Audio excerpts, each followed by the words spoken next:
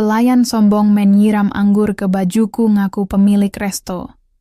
Cuma karena dia berhasil merebut dan tidur sama suamiku, dia merasa sudah menggenggam dunia dan bebas mempermalukan aku di depan umum. Tapi aku nggak balas pakai teriakan. Aku cuma senyum dingin melihat kesombongan murahan wanita simpanan itu. Namaku Larissa Mahendra. Bagi dunia luar, namaku adalah sinonim dari absolutisme keberhasilan. Di usia 43 tahun, aku telah membangun imperium bisnis yang membawahi jaringan restoran mewah serta deretan properti komersial strategis. Menatap pemandangan Jakarta dari dinding kaca kantorku di lantai 30, aku melihat pantulan seorang wanita yang kokoh, berbalut setelan formal rancangan desainer ternama, dengan tatapan mata yang tak pernah ragu. Memegang 70% saham mayoritas di Mahendra Group membuatku menjadi penguasa tunggal yang keputusannya tidak bisa diganggu-gugat. Aku mengendalikan modal, arah korporasi, dan masa depan ribuan karyawan. Namun, malam ini, keangkuhan Menara Gading yang kubangun dengan peluh dan darah itu mendadak terasa goyah oleh selembar kertas laporan keuangan. Di atas meja kerja mahoniku, sebuah berkas audit internal untuk The Royal Amber, restoran fine dining yang menjadi permata mahkota dari seluruh jaringan bisnisku, terbuka lebar. Sebagai seorang pengusaha, aku tidak pernah melihat angka hanya sebagai simbol matematika. Angka adalah bahasa, dan malam ini, angka-angka itu sedang menjeritkan sebuah pengkhianatan. Biaya operasional untuk kuartal ini membengkak hingga 35% secara tidak wajar. Mataku menyipit tajam saat menelusuri pos pengeluaran yang janggal, dana konsultan hubungan publik khusus. Sebuah jabatan fiktif yang tidak pernah disetujui oleh papan direksi, apalagi olehku sebagai pemilik utama. Dan di sana, tertera tanda tangan persetujuan yang sangat kukenal. Goresan pena yang tegas, namun kali ini terasa seperti tusukan belati di punggungku. Tanda tangan Rendra Wijaya, suamiku. Pernikahan kami telah berjalan belasan tahun. Saat aku bergerak maju mengekspansi bisnis, aku memberikan Rendra ruang untuk ikut mengelola perusahaan, memberinya posisi terhormat meski sahamnya tak lebih dari remah-remah di bawah kakiku. Aku selalu berpikir bahwa memberinya panggung adalah bentuk caraku menghargai statusnya sebagai suami. Namun tampaknya, kemurahan hatiku justru menumbuhkan benalu. Aku menyandarkan tubuh ke kursi kerja, menarik napas dalam-dalam untuk meredakan gemuruh di dada. Detak jantungku berpacu, bukan karena takut, melainkan karena amarah dingin yang mulai membakar logikaku. Aku tidak pernah menjadi wanita yang histeris. Air mata adalah kemewahan yang tidak boleh dibuang untuk hal-hal yang tidak menguntungkan. Aku menekan tombol interkom di meja, memanggil kepala auditor kepercayaanku yang sedari tadi menunggu di luar. "Masuk," kataku, suaraku terdengar begitu tenang, hingga nyaris terdengar seperti bisikan yang mematikan. Pintu terbuka, dan auditor seniorku melangkah masuk dengan wajah tegang. Ia menyerahkan sebuah map sekunder yang berisi hasil penelusuran senyap yang kuperintahkan beberapa jam lalu. Begitu aku membukanya, dugaanku yang paling buruk langsung terkonfirmasi. Uang ratusan juta rupiah yang mengalir setiap bulannya dari The Royal Amber tidak pernah digunakan untuk kepentingan promosi. Dana itu bermuara ke sebuah rekening atas nama seorang wanita muda berumur 24 tahun. Selina. Dalam dokumen itu, Selina terdaftar sebagai staf khusus restoran dengan bayaran fantastis yang melampaui gaji direktur eksekutifku sendiri. Foto profilnya yang terlampir di berkas menunjukkan wajah yang cantik, muda, dan memancarkan kepuasan yang dangkal. Melalui laporan pelacakan aset, aku juga menemukan bahwa Rendra telah menyewa sebuah apartemen mewah di kawasan pusat kota menggunakan kartu kredit perusahaan yang diawasi oleh akun bisnisnya sendiri. "Apakah ada bukti lain?" tanyaku tanpa mengalihkan pandangan dari foto wanita bernama Selina itu. "Kami menemukan beberapa invoice perhiasan dan liburan mewah ke luar negeri yang dibebankan pada biaya operasional The Royal Amber, Ibu Larissa. Semua ditandatangani oleh Pak Rendra," jawab sang auditor dengan nada hati-hati, seolah takut memicu ledakan emosiku. "Cukup, keluar dan pastikan hal ini tidak terdengar oleh siapapun, termasuk Rendra," perintahku. Setelah pintu tertutup kembali, Kesunyian ruangan itu terasa mencekik. Aku menatap foto suamiku yang terpajang di sudut meja kerja. Rendra, pria yang selalu bersikap manis, yang selalu memastikan kopiku siap di pagi hari, ternyata adalah seorang parasit yang memanfaatkan kerja kerasku untuk membiayai wanita lain. Rasa mual sempat bergolak di perutku. Kecewa? Tentu saja.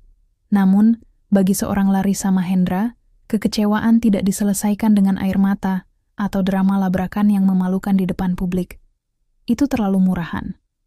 Jika mereka berani menggerogoti kerajaanku, maka mereka harus siap dihancurkan tanpa sisa. Ponselku tiba-tiba bergetar di atas meja. Sebuah pesan masuk dari Rendra. Sayang, malam ini aku harus tinggal lebih lama di The Royal Amber untuk memeriksa persiapan menu baru. Jangan menungguku makan malam, ya. I love you. Aku menatap pesan itu dengan senyuman sinis yang mengembang di bibirku. Kebohongannya begitu rapi. Atau mungkin dia terlalu meremehkan kecerdasanku, karena selama ini aku selalu sibuk memimpin rapat-rapat besar. Dia berpikir bahwa, dengan memegang kendali kecil di restoran itu, dia sudah menjadi raja yang tak tersentuh. Aku berdiri dari kursi kebesaranku, berjalan menuju cermin besar yang ada di sudut ruangan. Aku merapikan rambutku, menghapus sisa keletihan di wajahku, dan menatap pantulan mataku sendiri yang kini berkilat penuh tekad. Rendra dan Selina mengira mereka sedang bermain di belakang punggung seorang wanita paruh baya yang naif. Mereka lupa siapa yang membangun pondasi tempat mereka berpijak saat ini. Aku mengambil tas tanganku, bersiap untuk pergi. Malam ini aku tidak akan pulang ke rumah kami yang sepi. Aku akan mendatangi The Royal Amber. Bukan sebagai pemilik Mahendra Group yang membawa rombongan pengawal, melainkan sebagai seorang pelanggan biasa yang ingin melihat sendiri sejauh mana kesombongan wanita simpanan suamiku itu telah tumbuh. Permainan baru saja dimulai, dan aku memastikan bahwa akulah yang akan memegang kendali penuh hingga babak akhir. Malam itu, Jakarta diguyur hujan tipis yang membuat aspal jalanan berkilau di bawah lampu-lampu kota. Di dalam kabin mobil sedan hitamku, kesunyian terasa begitu padat. Aku sengaja tidak menggunakan jasa sopir pribadiku.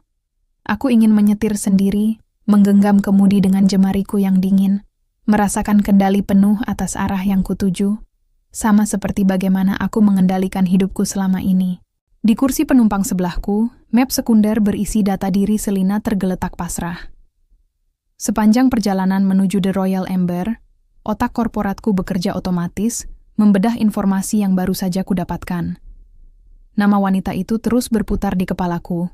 Selina, 24 tahun. Usia yang bahkan belum mencapai setengah dari usiaku. Sebuah usia di mana idealisme biasanya menggebu. Namun bagi Selina, tampaknya jalan pintas finansial jauh lebih menarik daripada kerja keras. Aku mengingat kembali bagaimana Rendra kerap mengeluh tentang beban kerja yang berat di restoran akhir-akhir ini.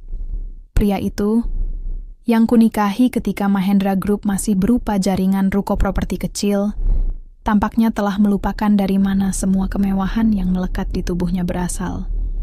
Logika bisnisku mendikte bahwa ini bukan sekadar urusan ranjang yang dikhianati.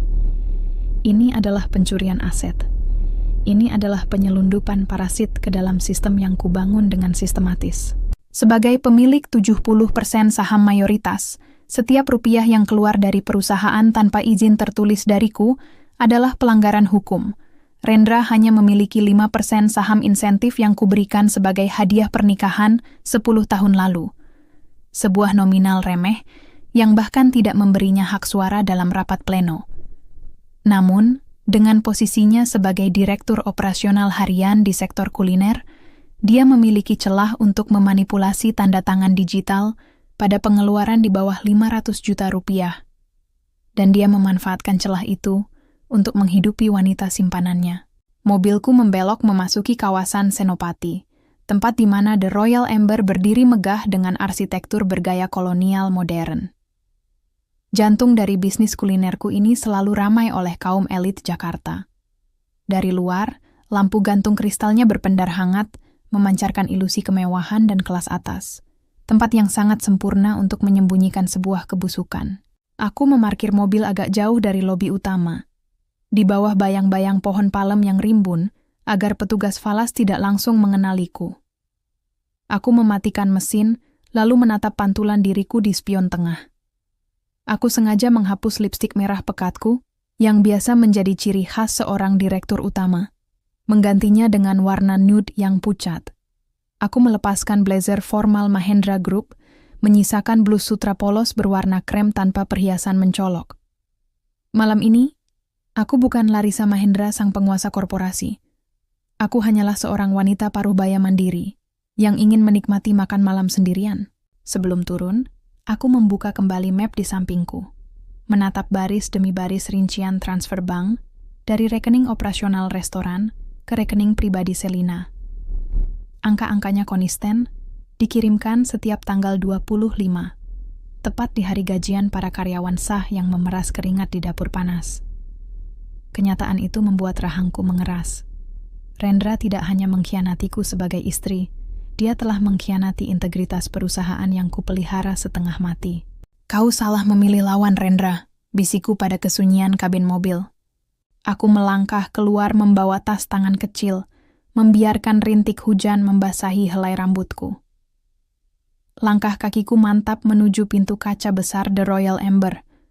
Di balik pintu itu, aku tahu suamiku mungkin sedang tertawa, merasa telah berhasil mengelabui singa betina yang sedang sibuk di sarangnya. Dia tidak tahu bahwa singa itu kini sudah berada di depan pintunya, siap mengamati setiap gerak-gerik mangsanya sebelum melakukan satu cakaran yang mematikan. Denting lonceng di atas pintu kaca The Royal Amber menyambut langkahku. Seketika, aroma hiasan kayu manis, wangi daging panggang premium, dan parfum mahal langsung menyerbu indera penciumanku. Alunan musik jazz bertempo lambat mengalir tenang, menciptakan atmosfer eksklusif yang intim. Ini adalah atmosfer yang kurancang sendiri bersama tim arsitek 3 tahun lalu. Namun malam ini, keindahan tempat ini terasa asing, seolah-olah aku sedang memasuki wilayah musuh. Seorang hostes muda berpakaian rapi menyapaku dengan senyum profesional. Sesuai dugaanku, karena aku datang tanpa blazer kebesaranku, dengan riasan minimalis dan rambut yang agak basah oleh rintik hujan, dia tidak mengenalku sebagai pemilik tempat ini. Foto-fotoku memang jarang diekspos di media kasual. Aku lebih sering muncul di majalah bisnis atau halaman finansial. "Selamat malam, Ibu. Meja untuk berapa orang?" Tanyanya ramah. "1 orang saja. Bisakah saya mendapatkan meja di area tengah, yang agak dekat dengan meja bar?" Jawabku, memberikan senyuman tipis yang paling biasa. "Tentu, mari saya antar." Ia membimbingku melewati deretan meja bundar berbalut taplak putih bersih. Mataku bergerak taktis, memindai setiap sudut restoran. Standar pelayanan masih terjaga, para pelayan bergerak tangkas, tetapi perhatianku segera teralih pada meja bar utama di ujung ruangan. Di sana seorang wanita muda sedang duduk di kursi tinggi sambil memegang segelas koktail. Selina. Melihatnya secara langsung jauh lebih memicu adrenalin ketimbang hanya menatap selembar foto digital di dokumen audit. Dia mengenakan gaun malam berwarna merah menyala yang terlalu mencolok untuk ukuran staf restoran, bahkan untuk seorang manajer sekalipun. Potongan gaunnya rendah, memamerkan kalung berlian yang berkilau di bawah lampu sorot bar. Aku mengenali kalung itu. Itu adalah salah satu item dari katalog perhiasan mewah yang tagihannya didebit dari kartu kredit operasional Mahendra Group bulan lalu. Wanita itu sedang tertawa renyah, berbicara dengan salah satu barista, dengan nada suara yang sengaja dikeras-keraskan, seolah ingin semua orang tahu bahwa dia memiliki kendali penuh di area tersebut. Gaya bicaranya angkuh, penuh gestur perintah yang tidak berdasar pada profesionalisme, melainkan pada delusi kekuasaan. Aku duduk di meja yang diarahkan oleh hostes, tepat 3 meter dari meja bar. Posisi yang sempurna untuk mengamati tanpa harus terlihat mencolok. Pelayan memberikan menu padaku. Aku memesan sepiring wagyu steak dan sebotol anggur merah Bordeaux. Salah satu koleksi terbaik dan termahal yang dimiliki The Royal Amber. Sambil menunggu pesanan datang, aku memperhatikan bagaimana Selina memperlakukan staf bawahannya. Seorang pelayan magang tampak tidak sengaja menumpahkan sedikit air es saat membersihkan meja di dekat bar. Selina langsung berdiri, berkacak pinggang, dan memaki pelayan muda itu dengan kata-kata yang merendahkan. Kamu punya mata tidak sih? Ini lantai bar baru saja dipel. Kalau kerja tidak becus, bilang, saya bisa minta Pak Rendra memecat kamu malam ini juga. Suaranya melengking, memotong alunan musik jazz, dan membuat beberapa pelanggan menoleh tidak nyaman. Pelayan muda itu berkali-kali membungkuk meminta maaf dengan wajah pucat pasi. Hatiku berdenyut melihat pemandangan itu. Bukan karena kasihan semata, melainkan karena amarahku kembali tersulut. Rendra telah membiarkan wanita asing yang tidak memiliki kompetensi ini merusak budaya kerja profesional yang kubangun dengan susah payah selama bertahun-tahun. Selina bertingkah seolah dia adalah pemilik tempat ini, hanya karena dia memegang kunci keranjang suamiku. Ini pesanan Anda, Ibu. Anggur Bordeaux tahun 2018. Pelayan lain datang mengantarkan botol anggurku, menuangkannya sedikit ke dalam gelas berkaki tinggi dengan tangan yang agak gemetar. Tampaknya ikut tegang karena sisa amukan Selina. Aku menyesap anggur itu perlahan. Cairan merah pekat itu terasa dingin dan berkelas di lidahku. Aku meletakkan kembali gelas itu ke atas meja, lalu dengan sengaja memanggil pelayan tersebut kembali, dengan suara yang cukup tegas untuk didengar oleh telinga Selina yang sensitif terhadap kritik. Permisi, kataku, mengetuk pelan tepi gelasku. Bisa panggilkan penanggung jawab area ini? Saya rasa suhu anggur ini sedikit terlalu hangat untuk standar Bordeaux, dan pelayanan di area bar tadi sangat mengganggu kenyamanan makan malam saya. Aku melihat dari sudut mataku, gerakan Selina langsung terhenti.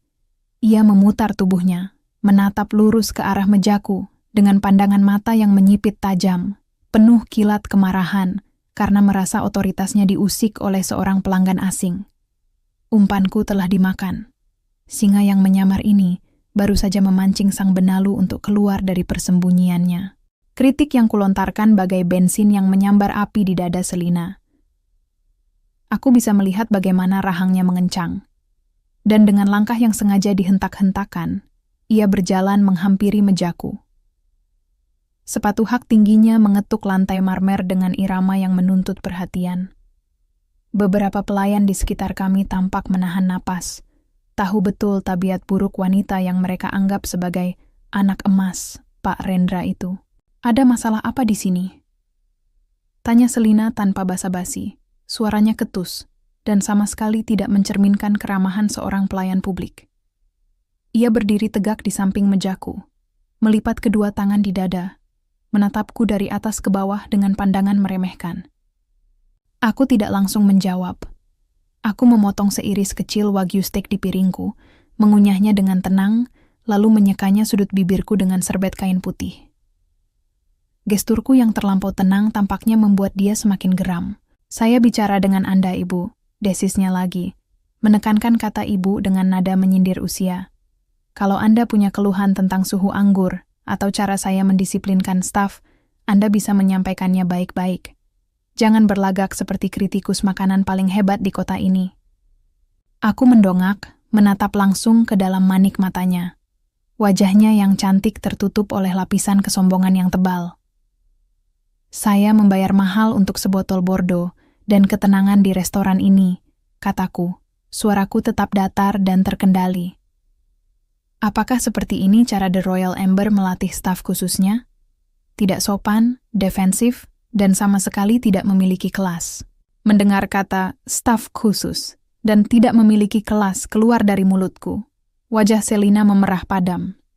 Dia merasa harga dirinya diinjak-injak di hadapan para pengunjung lain, yang kini mulai berbisik-bisik memperhatikan konfrontasi kami. Kamu tidak tahu siapa saya, ya? Selina membungkuk, menumpukan kedua tangannya di atas mejaku, menatapku dengan mata melotot. Saya bukan sekadar staf di sini. Saya adalah orang yang paling berkuasa di restoran ini. Sebentar lagi, saya akan menjadi calon istri pemilik tempat ini. Jadi, jaga mulutmu kalau masih mau makan di sini. Sebuah tawa kecil nyaris lolos dari tenggorokanku. Calon istri pemilik restoran? Lucu sekali bagaimana Rendra membangun delusi di kepala wanita muda ini. Rendra sendiri hanyalah seorang pekerja yang kubayar, seorang pengelola yang menumpang pada nama besar Mahendra Group. Dan wanita ini merasa sudah menggenggam dunia, hanya karena berhasil memikat seorang pria paruh baya yang tak punya kuasa hukum atas aset ini. Oh ya? Aku menatapnya dengan pandangan geli yang sengaja kuperlihatkan. Pemilik tempat ini? Setahu saya, pemilik utama tempat ini adalah seorang wanita. Kata-kataku tampaknya menghantam titik saraf paling sensitifnya. Selina meledak. Dengan gerakan kilat yang penuh amarah egois, ia meraih botol anggur Bordeaux milikku yang masih terisi setengah. Kurang ajar, pekiknya. Biur. Cairan merah pekat dan dingin itu menyembur, membasahi blus sutra krem yang kukenakan. Anggur Bordeaux itu mengalir di dadaku, meresap dengan cepat ke dalam serat kain mahal tersebut, meninggalkan noda merah gelap yang mengerikan seperti darah. Beberapa pengunjung restoran terpekik kaget. Keheningan total mendadak mencengkeram seluruh ruangan The Royal Amber. Semua mata tertuju pada kami. Selina berdiri dengan napas terengah-engah, memegang botol kosong itu dengan tangan gemetar, namun matanya memancarkan kepuasan yang brutal. Itu pelajaran karena sudah berani bersikap lancang di depan saya. Sekarang silakan keluar dari restoran saya. Para pelayan dan hostes berlarian menghampiri meja kami dengan wajah panik, membawa tumpukan tisu. Mereka memandangku dengan tatapan ngeri dan penuh rasa bersalah. Sementara Selina tetap berdiri dengan dagu terangkat tinggi, merasa telah memenangkan pertempuran. Aku menolak tisu yang disodorkan para pelayan. Aku berdiri perlahan, membiarkan tetesan anggur terakhir jatuh dari ujung bajuku ke lantai marmer. Aku tidak berteriak. Aku tidak menjambak rambutnya atau membalas menyiramnya dengan air. Amarah di dadaku telah mengkristal menjadi es yang sangat dingin. Aku melangkah satu blok lebih dekat ke arah Selina, membuat wanita itu refleks mundur setengah langkah karena terintimidasi oleh tinggi badan dan tatapanku.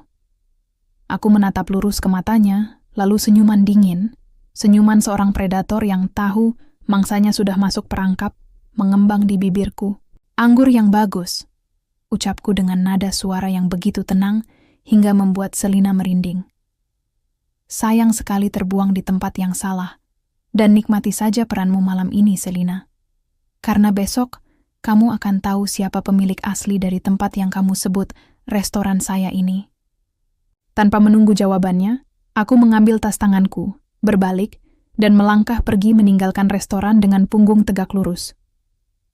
Aku bisa merasakan tatapan tajam dan bingung dari Selina yang terpaku di tempatnya, mendadak merasa gentar karena aku tahu namanya tanpa pernah berkenalan. Di luar, hujan masih turun, dan di dalam kepalaku, badai pembalasan yang sesungguhnya baru saja dimulai. Langkah kakiku tidak melambat sedikit pun saat melewati pintu kaca The Royal Amber. Di bawah rintik hujan malam Jakarta, aku masuk ke dalam mobil, mengunci pintu, dan menatap pantulan diriku di spion. Blus sutra kremku kini hancur, basah kuyup oleh noda merah keunguan yang pekat. Penampilanku berantakan, tetapi di dalam kepala dan dadaku, segalanya justru terasa sangat jernih. Rasa hangat dari amarah tadi telah menguap, berganti dengan kalkulasi dingin yang presisi. Aku tidak menyalakan mesin untuk pulang ke rumah. Rumah yang kubagi bersama Rendra bukan lagi tempat perlindungan, melainkan tempat kejadian perkara dari sebuah pengkhianatan panjang. Aku merengkuh ponsel, menekan satu nomor panggilan cepat yang terjaga 24 jam untuk urusan daruratku. Rian, kataku begitu panggilan tersambung. Rian adalah kepala tim pengacara korporat Mahendra Group yang telah mendampingiku selama 15 tahun. Buka file perjanjian pranikah saya dengan Rendra. Saya butuh kamu dan tim auditor independen berkumpul di kantor pusat dalam 30 menit. Ibu Larissa, ada masalah serius? Suara Rian terdengar terkejut, namun profesionalismenya langsung mengambil alih. Sangat serius, penggelapan dana dan manipulasi aset. Saya akan tiba di sana sebentar lagi. Aku menutup telepon, menginjak pedal gas, dan membiarkan mobil sedan hitamku membelah jalanan malam yang basah. 30 menit kemudian, aku sudah melangkah melewati lobi sunyi gedung Menara Mahendra Group. Lampu-lampu lantai teratas sengaja dinyalakan, mengonfirmasi bahwa timku telah bersiap. Saat aku memasuki ruang rapat utama dengan blus yang masih bernoda anggur, Rian dan dua auditor senior sempat tertegun. Mereka menatap noda di dadaku dengan pandangan bertanya-tanya, namun aku mengangkat tangan, mengisyaratkan agar mereka tidak membuang waktu untuk berbasa-basi. "Jangan hiraukan baju saya," kataku sambil duduk di kursi kebesaran di ujung meja oval. "Mari kita bicara tentang bagaimana Rendra Wijaya menguras uang saya." Rian mendorong seberkas dokumen tebal ke hadapanku. "Ibu Larissa, kami telah membuka kembali klausul prenuptial agreement yang Anda tanda tangani 10 tahun lalu. Posisi Anda absolut. Seluruh properti, jaringan retail, dan saham mayoritas terkunci atas nama pribadi Anda. Rendra tidak memiliki hak gonogini atas kekayaan yang dihasilkan oleh Mahendra Group." Aku mengangguk, sudah tahu fakta itu. Lalu bagaimana dengan posisinya di The Royal Ember? Salah satu auditor, seorang pria berkacamata, menyela dengan wajah serius. "Ini yang baru kami temukan 1 jam lalu, Ibu. Pak Rendra tidak hanya memanipulasi dana operasional untuk gaji staf khusus atas nama Selina. 3 minggu lalu, dia mengajukan permohonan agunan ke bank swasta menggunakan salah satu aset properti komersial Mahendra Group di Jakarta Selatan." Jantungku berdenyut tajam. "Aset yang mana?" "Ruko premium di kawasan Kemang. Dia mencoba mencairkan dana segar sebesar 15 miliar rupiah. Di dokumen ini," auditor itu menyodorkan selembar kertas dengan pendar cemas di matanya. "Tertera tanda tangan Anda, Ibu. Formulir persetujuan pemilik mayoritas." Aku menarik kertas itu mendekat. Mataku menyipit menatap goresan pena di atas meterai. Itu adalah tanda tanganku, atau lebih tepatnya, sebuah tiruan yang sangat rapi. Rendra telah memalsukan tanda tanganku demi mendapatkan uang tunai dalam jumlah besar. Dia memalsukannya, desisku. Nada suaraku begitu dingin hingga membuat ruangan itu terasa mencekam. Dia mencoba menjaminkan propertiku untuk membelikan mainan baru bagi selingkuhannya. Secara hukum, ini sudah masuk ranah pidana murni, Ibu Larissa. Pemalsuan dokumen otentik dan percobaan penipuan perbankan, ujar Rian tegas. "Kita bisa menjebloskannya ke penjara besok pagi jika Anda mau." Aku menyandarkan punggung, mengetuk-ngetukkan jemariku di atas meja mahoni.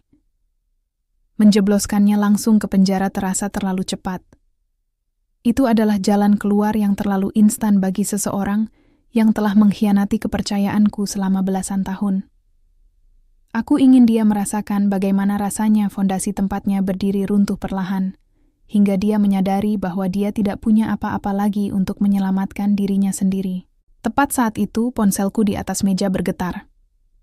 Layarnya menyala, menampilkan nama Rendra. Aku memberi isyarat kepada Rian dan tim auditor untuk diam. Aku menggeser layar, mengangkat telepon, dan memasang nada suara selembut mungkin yang bisa kupalsukan. "Halo Rendra," kataku. "Sayang, kamu di mana?"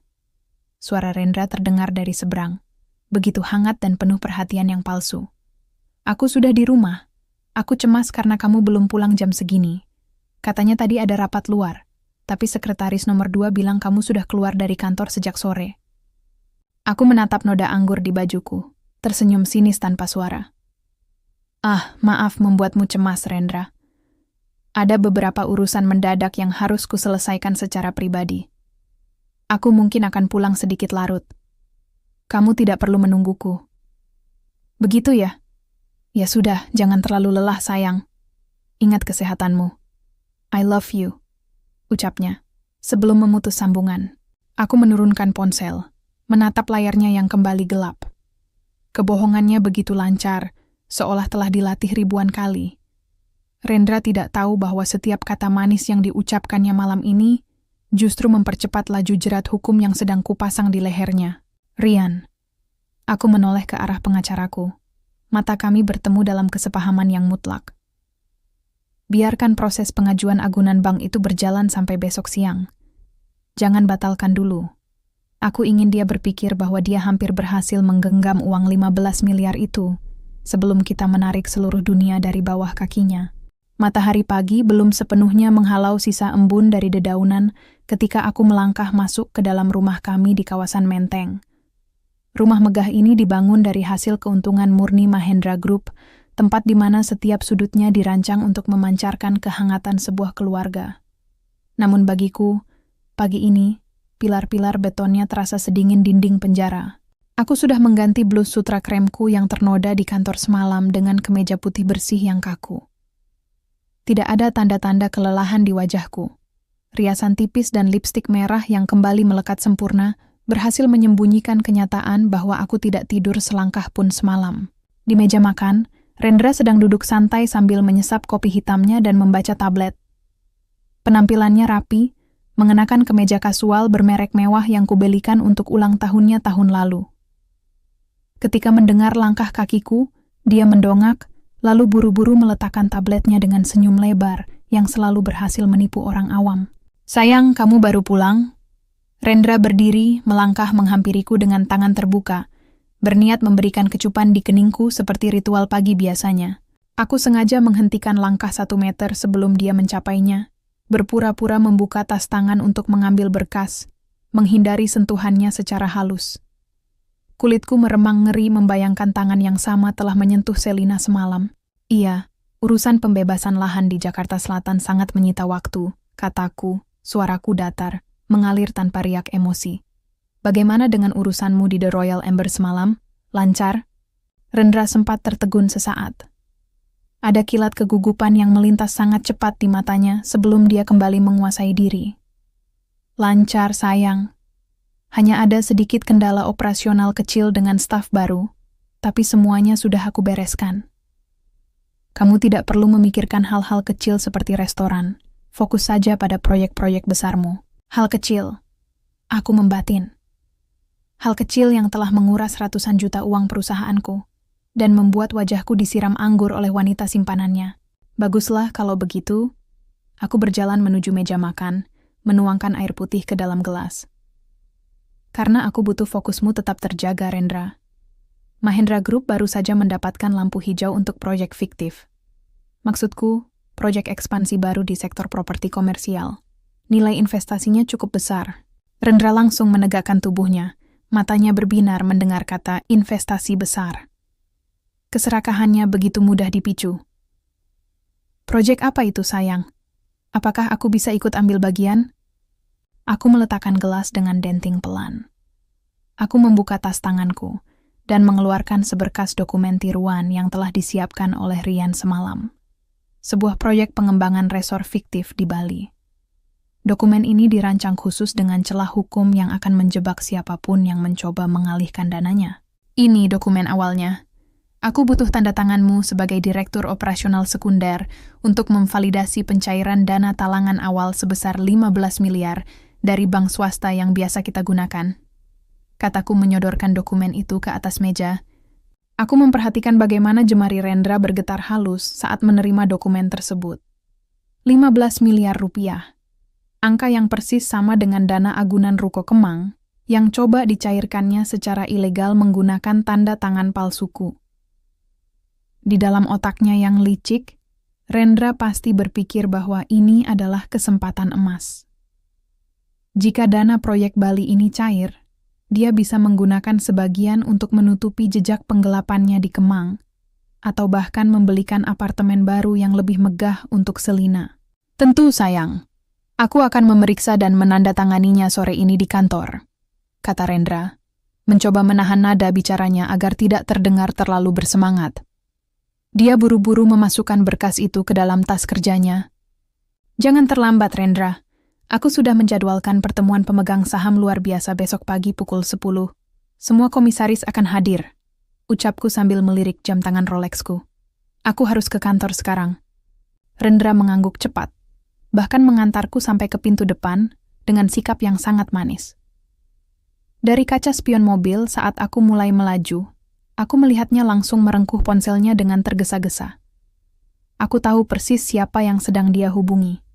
Dia pasti sedang berbagi berita bahagia. Ini dengan Selina. Memberitahu wanita itu bahwa umpan besar telah berada di tangan mereka.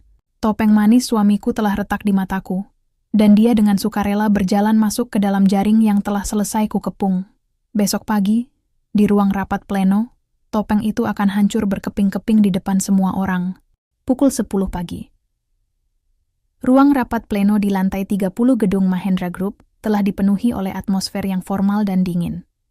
Meja oval dari kayu mahoni berpelitur sempurna itu dikelilingi oleh para komisaris senior, kepala divisi keuangan, serta Rian yang duduk tepat di sebelah kanan kursi kebesaranku. Di ujung meja, Rendra duduk dengan dagu terangkat, mengenakan setelan jas terbaiknya. Ia memancarkan aura percaya diri yang meluap-luap, sesekali melempar senyum kepada beberapa kolega. Di sampingnya tersaji map dokumen proyek Bali yang sudah ia tanda tangani kemarin sore. Rendra mengira hari ini adalah panggung perayaannya. Ia berpikir rapat mendadak ini diadakan untuk mengesahkan proyek fiktif yang akan menjadi ladang korupsi barunya. Aku melangkah masuk ke dalam ruangan. Kali ini, tidak ada lagi blus sutra polos atau riasan minimalis. Aku mengenakan power suit hitam legam dengan potongan tegas, dipadukan dengan bros emas lambang Mahendra Group di dada kiri. Begitu aku duduk, seluruh ruangan seketika hening. Aura otoritas yang mutlak kembali ke tempatnya. Selamat pagi, para anggota Dewan Komisaris dan Direksi. Aku membuka rapat. Suaraku menggema tenang namun penuh penekanan. Terima kasih telah hadir dalam pertemuan pemegang saham luar biasa yang saya agendakan secara mendadak ini. Rendra berdeham, lalu memotong pembicaraanku dengan nada sok akrab. Selamat pagi, Larissa. Saya rasa kita bisa langsung beralih ke agenda utama, yaitu pengesahan dana talangan untuk proyek ekspansi properti di Bali. Saya sudah meninjau dan menandatangani berkasnya. Semuanya bersih dan siap dieksekusi. Beberapa komisaris menoleh ke arahku, menunggu konfirmasi. Aku menatap Rendra lurus-lurus. Senyuman tipis, dingin, dan penuh teka-teki perlahan terbit di bibirku. Proyek Bali, tanyaku dengan nada sangsi yang dibuat-buat. Ah, Rendra. Maafkan saya, tapi tampaknya ada kesalahpahaman kecil di sini. Rapat hari ini sama sekali tidak ada hubungannya dengan Bali. Alis Rendra bertaut. Senyum di wajahnya mendadak membeku. Maksudmu apa, Larissa? Dokumen yang kamu berikan kemarin. Rian, tolong nyalakan layar utama. Perintahku tanpa memedulikan interupsi suamiku. Rian menekan tombol di tabletnya. Layar proyektor raksasa berukuran 14 meter di belakangku perlahan turun dan menyala. Namun, alih-alih menampilkan grafik presentasi bisnis atau detail proyek resor, layar itu menampilkan sebuah video rekaman CCTV dengan kualitas definisi tinggi. Itu adalah rekaman kejadian 2 malam lalu di The Royal Amber. Seluruh ruangan terperanjat. Di dalam video tanpa suara itu, terlihat jelas bagaimana Selina bertingkah semena-mena, memaki pelayan, hingga puncaknya. Ia mengangkat botol anggur Bordeaux dan menyiramkannya ke dadaku. Di layar yang besar itu, ekspresi wajah Selina yang penuh kesombongan dan mulutnya yang meneriakkan kata-kata kasar terlihat begitu gamblang. Wajah Rendra seketika berubah pucat pasi. Warna kulitnya seputih kertas. Ia setengah berdiri dari kursinya. Larissa, apa-apaan ini? Kenapa rekaman keributan kecil di restoran diputar di ruang rapat pleno? Ini tidak ada hubungannya dengan urusan korporasi. Duduk, Rendra. Saya belum selesai, kataku. Suaraku turun 1 oktav, berubah menjadi instruksi yang mutlak dan mengancam. Rendra terpaksa duduk kembali, tangannya yang berada di atas meja mulai bergetar hebat. Wanita di dalam video itu bernama Selina. Lanjutku sambil menatap para komisaris yang kini mulai berbisik tegang. Dia terdaftar sebagai staf khusus hubungan publik di The Royal Amber. Jabatan fiktif dengan slip gaji, setara Direktur Eksekutif Mahendra Group yang dikirim setiap tanggal 25. Rian, ganti layarnya. Layar berganti. Kali ini menampilkan hasil audit forensik finansial. Aliran dana ratusan juta rupiah setiap bulannya dari kas operasional restoran langsung ke rekening pribadi Selina terpampang nyata. Tidak berhenti di situ, layar berikutnya menampilkan hal yang paling fatal. Dokumen pengajuan agunan ruko premium di Kemang senilai 15 miliar rupiah ke bank swasta. Di bagian bawah dokumen, tanda tangan palsu atas namaku disandingkan dengan tanda tangan asliku oleh ahli grafologi forensik, menunjukkan tingkat kemiripan yang dipaksakan. Rendra Wijaya. Aku menyebut nama suamiku dengan dingin, memotong kesunyian yang mencekam di ruangan itu. Kamu tidak hanya menyusupkan parasit ke dalam sistem bisnisku, tetapi kamu juga telah melakukan pemalsuan dokumen otentik, penggelapan dana jabatan, dan mencoba menggadaikan aset pribadi pemilik saham mayoritas secara ilegal.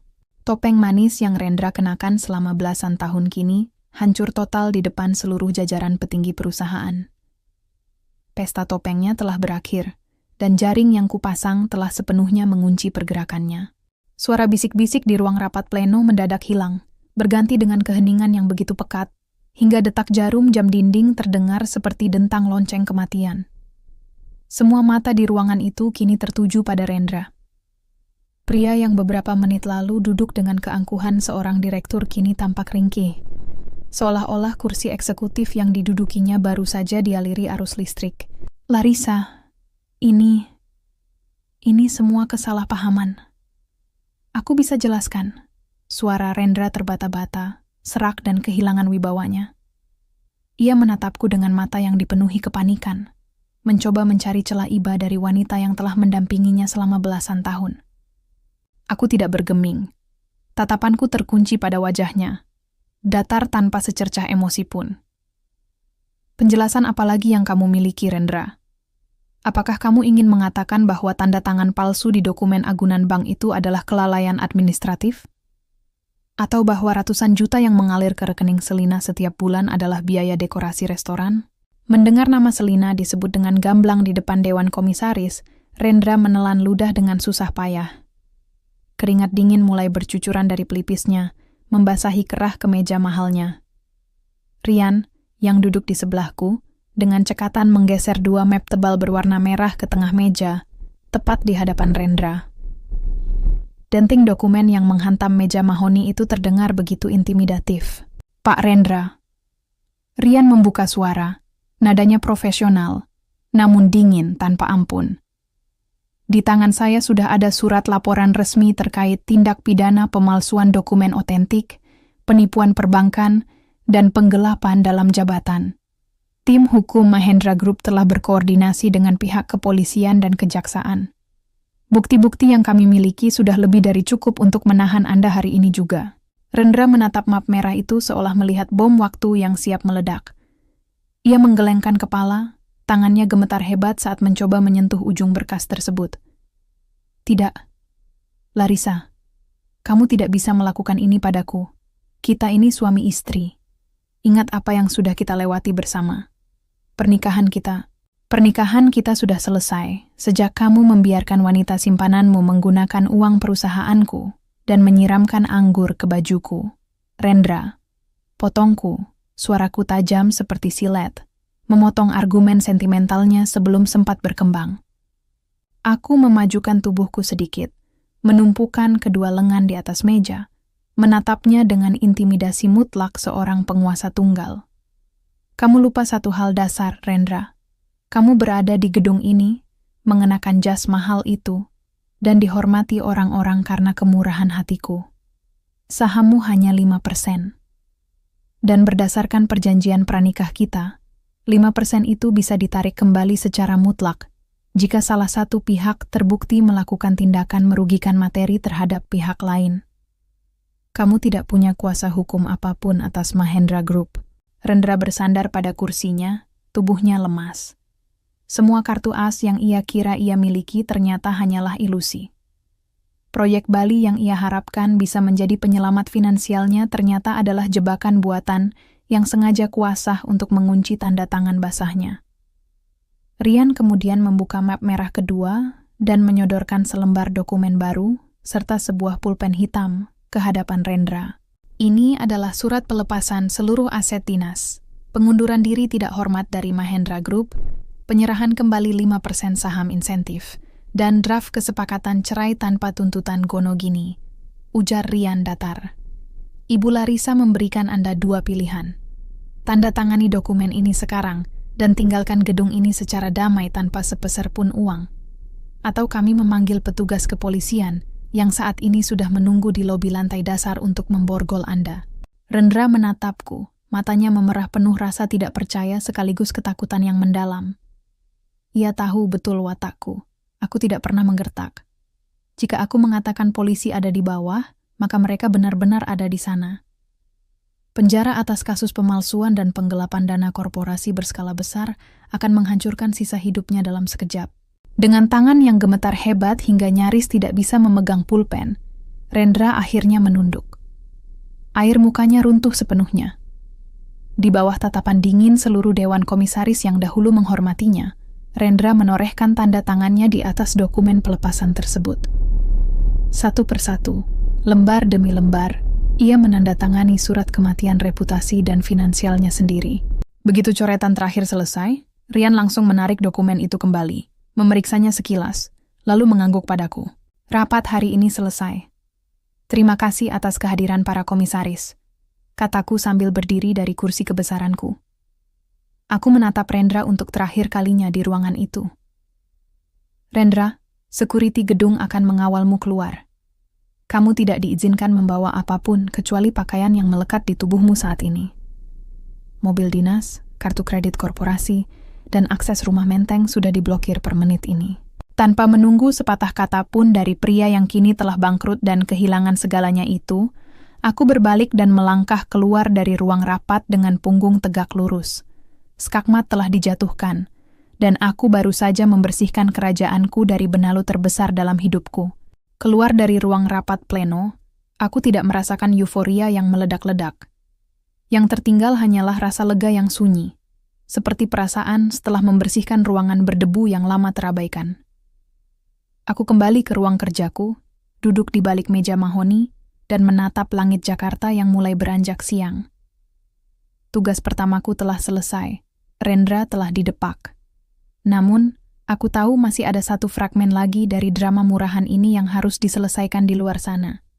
Selina dan benteng delusi yang mereka bangun bersama. Aku sengaja tidak mematikan ponsel pribadiku, mengantisipasi gelombang kepanikan yang pasti akan segera datang dari arah mereka. Aku tahu persis bagaimana alurnya akan berjalan. Rendra didepak dari gedung, tanpa sepeser pun uang, tanpa mobil dinas, dan tanpa akses ke rekening korporasi. Tempat pertama yang akan ia tuju untuk mencari perlindungan, tentu saja adalah apartemen mewah di kawasan pusat kota. Sarang cinta yang mereka sewa menggunakan dana penggelapan dari The Royal Ember. Dugaanku tidak meleset. Sekitar pukul 2 siang, ponselku di atas meja bergetar hebat. Layarnya menyala, namun bukan nama Rendra yang muncul, melainkan sebuah nomor baru yang tidak kukenal. Aku menggeser layar, mengangkatnya, dan menempelkan ponsel ke telinga tanpa bersuara. Halo, Larissa? Suara di seberang sana melengking tinggi, syarat dengan histeria dan kemarahan yang tidak lagi bisa ditahan. Itu suara Selina. Suara angkuh yang 2 malam lalu berbisik menyuruhku keluar dari restorannya kini terdengar bergetar hebat, nyaris pecah. Ya, ini Larissa Mahendra, jawabku. Suaraku tetap tenang, datar, dan berwibawa. Apa yang kamu lakukan pada Rendra? Kenapa semua kartu kreditnya diblokir? Kenapa mobil dinasnya ditarik paksa oleh orang-orang bertubuh besar di depan lobi? Selina berteriak, napasnya memburu. Di latar belakang, aku bisa mendengar suara sayup-sayup Rendra yang sedang meracik argumen dengan panik berdebat dengan seseorang. Dan apa-apaan ini? Ada orang-orang dari bank swasta datang ke apartemen kami. Mereka menempelkan stiker penyitaan di pintu. Mereka bilang apartemen ini dijaminkan atas nama utang perusahaan yang menunggak. Kamu sengaja kan? Aku menyandarkan punggung ke kursi kebesaranku, menikmati setiap nada panik yang keluar dari corong telepon. Selina, tampaknya calon suamimu yang hebat itu belum sempat menjelaskan realitas hukum padamu dengan baik, kataku dengan nada mencemooh yang halus. Maksudmu apa? Desisnya. Apartemen mewah yang kalian tinggali saat ini dibeli dan dicicil atas nama anak perusahaan Mahendra Group. Rendra hanya mencantumkan namanya sebagai penanggung jawab operasional harian. Ketika dia dipecat secara tidak hormat karena penggelapan dana pagi ini, seluruh fasilitas fisik dan finansialnya otomatis ditarik kembali oleh perusahaan. Jelasku dengan artikulasi yang sangat jelas. Dan mengenai orang bank yang datang, itu karena agunan ruko kemang senilai 15 miliar yang coba diajukan Rendra menggunakan tanda tangan palsuku telah resmi kubatalkan siang ini. Bank menarik kembali seluruh dana talangan darurat yang sempat mengalir ke rekening operasional yang kalian pakai. Keheningan mendadak mencekam di seberang telepon. Selina tampaknya sedang mencerna informasi hukum yang terlalu berat untuk kapasitas otaknya. Jadi, Rendra tidak punya uang lagi? Suara Selina mendadak turun drastis, berubah menjadi bisikan yang dipenuhi kengerian. Semua perhiasan, liburan, apartemen ini, semua itu dibeli dengan uangku, Selina. Uang yang dicuri Rendra dari restoranku. Dan sekarang, petualangan finansial kalian sudah selesai, kataku dingin. Oh, satu informasi tambahan. Rendra baru saja menandatangani surat kesepakatan cerai dan pelepasan seluruh aset. Dia keluar dari gedungku tanpa membawa sepeser pun uang, melainkan membawa tumpukan utang pribadi atas nama pribadinya sendiri untuk menutupi selisih kerugian yang dia ciptakan. Tidak mungkin. Rendra bilang dia pemilik tempat ini. Dia bilang dia yang mengatur segalanya. Selina berteriak histeris, disusul suara benturan keras di seberang sana. Tampaknya dia mulai menyerang Rendra yang berada di dekatnya.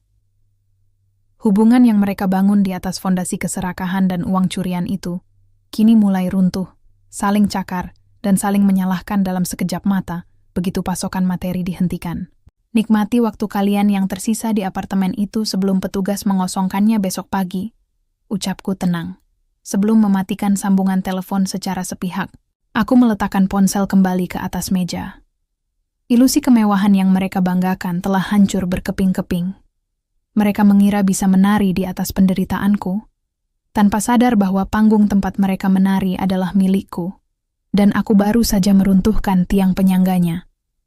Kini, hanya tersisa satu langkah terakhir untuk menutup babak pengkhianatan ini secara mutlak.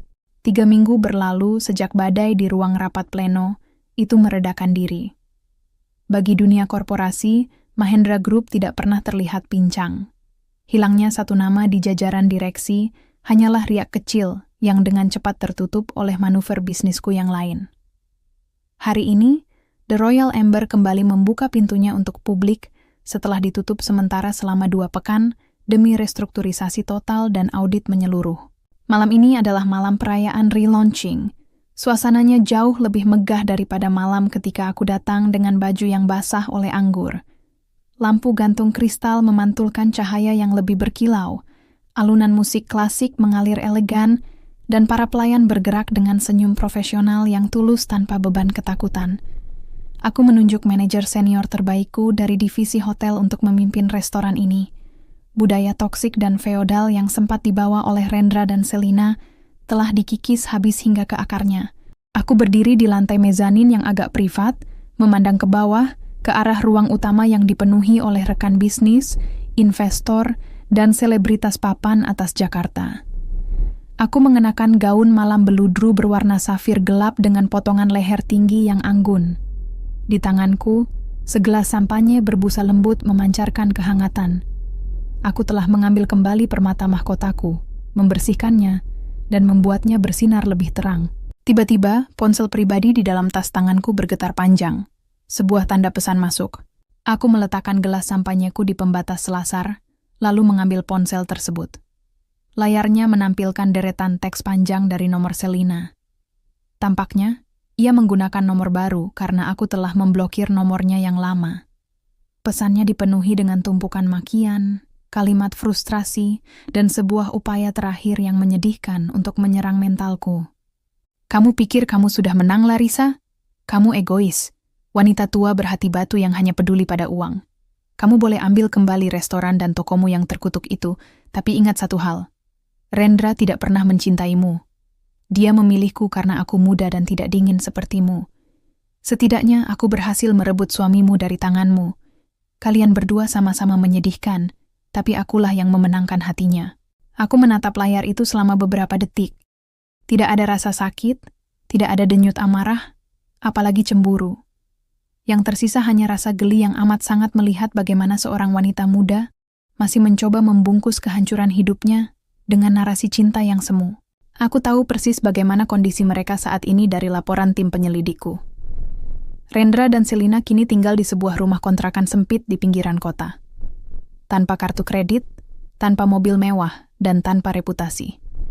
Yang lebih buruk lagi, karena apartemen mewah yang mereka tempati dulu sempat dialihkan secara sepihak oleh Rendra ke atas nama Selina, agar terhindar dari pajak perusahaan Kini Selina lah yang dikejar-kejar oleh pihak bank atas tunggakan penalti dan biaya penutupan paksa yang nilainya mencapai miliaran rupiah. Hubungan cinta yang ia banggakan itu kini telah berubah menjadi neraka pertengkaran tanpa akhir karena jeratan utang. Aku mengetik balasan dengan satu tangan. Jariku bergerak santai dan penuh kemenangan mutlak di atas layar. Terima kasih telah mengambil sampah dari rumahku, Selina. Yang kamu rebut dariku hanyalah seorang pria tua bangkrut dengan utang bank, miliaran rupiah yang kini sah menjadi tanggung jawab hukum atas namamu. Selamat menikmati hidup baru kalian di bawah garis kemiskinan.